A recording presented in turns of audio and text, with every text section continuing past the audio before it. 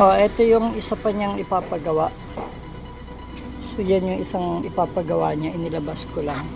So kukunin natin ito at ililipat natin dito.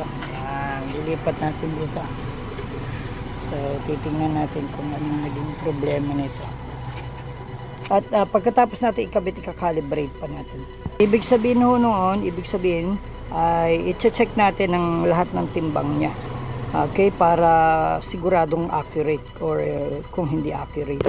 Kailangan pag nailagay natin yung bagong pointer niya, yung pamalit, kinakailangan hindi na siya gagalaw-galaw. Kinakailangan permanent siya talaga.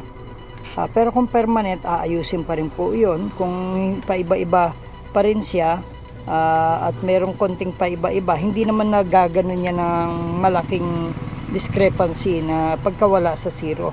Pero kung sakaling may sa katagalan paiba-iba na, kailangan hanapin pa rin yung sira. Pagkatapos pag okay na, maski anong pukpok mo, naka-zero na yung yung pointer, kinakailangan i-check mo naman yung timbang lahat para kung accurate siya.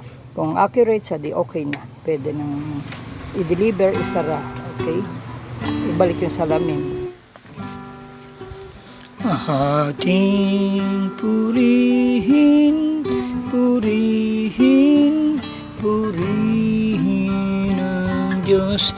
O purihin, purihin, purihin ang Diyos sa ating puso at isip, sa salmo at awit.